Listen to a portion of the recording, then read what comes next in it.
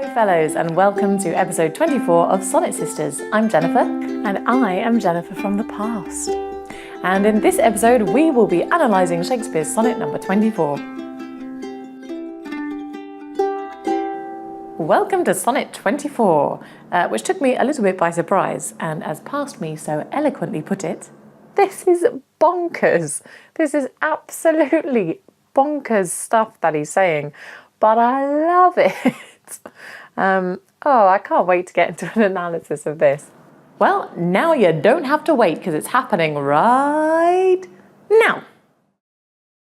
Mine eye hath played the painter, and hath stell'd thy beauty's form in table of my heart.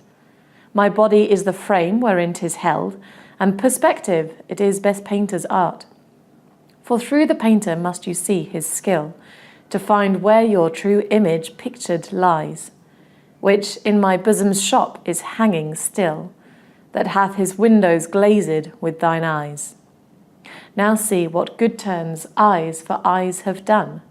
Mine eyes have drawn thy shape, and thine for me are windows to my breast, where through the sun delights to peep to gaze therein on thee. Yet eyes this cunning want to grace their art. They draw but what they see, know not the heart. Now, before I get into the nitty-gritty of this sonnet, I just want to clarify a few individual words. Stell'd in line 1 means to make a permanent image, so a bit like embossing something into steel. Table in line 2 means a worktop or any flat surface that you can do your art stuff on. Shop in line 7 is more like a workshop or an artist's studio. It's not talking about a shop where you would go and buy stuff. Still in line 7 means forever. Cunning in line 13 means skillful. And want in line 14 is meant here as meaning sort of lacking something. Okay, now I'll be honest, I found this sonnet a bit confusing at first. My body is the picture frame around your heart. My chest is the art shop, keeping your picture, but surely if the picture has the picture frame, then there's a picture of the subject, and then there's a picture frame, which is my body, and then that's in an art shop, which is also my body, it's my chest, the windows of the art shop are your eyes, but like your actual eyes or your eyes from the painting, because your painted eyes are in the painting, so do I mean your actual eyes or just another pair of eyes? So like there's a picture of you hanging inside me, and then also there's another. I just chose to decorate my shop like you as well. I've made the whole shop look like your face, and your eyes are the windows.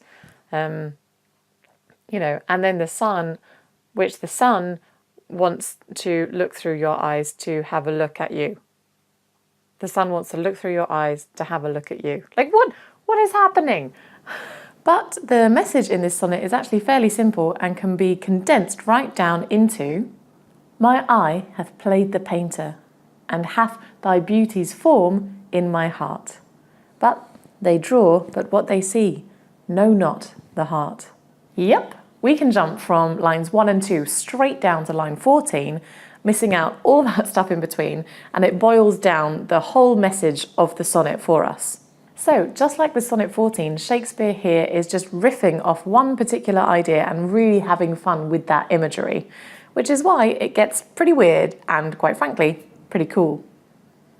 Something I discovered in my research of this sonnet which helped me make a lot more sense of the nuttiness is a concept called looking babies, which was kind of an Elizabethan nickname for when two people, usually lovers, are staring into each other's eyes, looking very closely, and you look into the other person's eyes so intently, you can see a reflection of yourself in the other person's eye, very tiny. This is what they called looking babies. And that phrase looking babies seems to have been in use around the 16th and 17th century, and it was a pretty popular thing to do. You know, good for a night in, nothing else to do, there's no Netflix. Fair enough. It seems like a pretty nice thing to do with someone you love. It's a weird name though. Looking babies. Anyway, with that in mind, it does help to make the sonnet make a lot more sense. Rhythmically, there is one particular point of interest in this sonnet, which is in line 4. and perspective it is best painter's art. Right. My body is the frame wherein 'tis held, and perspective it is best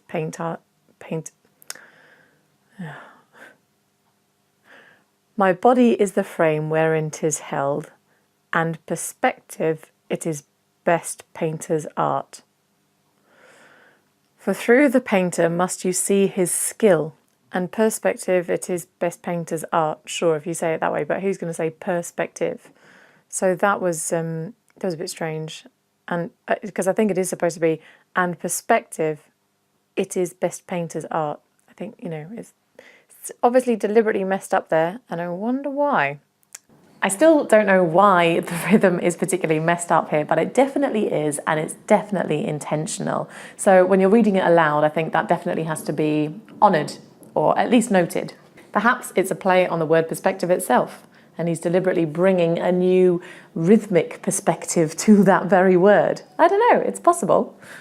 Or it could be just that he wants to draw attention to that word, because having things slightly off rhythm does usually make them stick out and draw attention to them.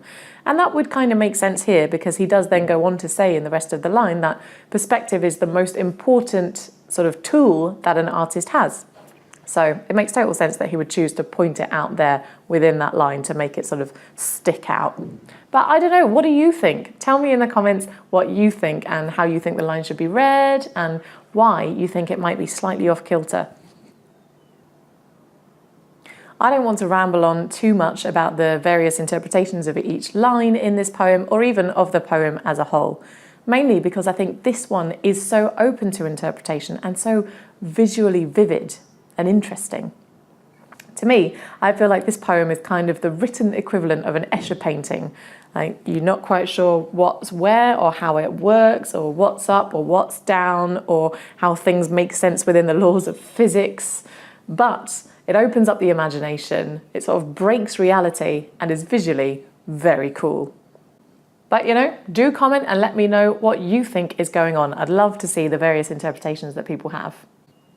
This is such a visual and vivid poem that I really want to have it literally represented as visually as possible, which with real humans I think would be a little bit impossible. So I've asked a very talented artist friend of mine to help me out with this one. I'm not going to say too much more about it. You're just going to have to wait for the performance episode to get released this weekend.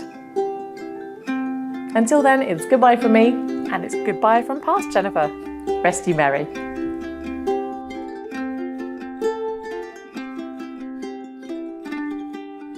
I love how strange this is and confusing. Oh, but it's beautiful with its weirdness. Oh, I love it. Shakespeare, you big weirdo. Okay. Here we go.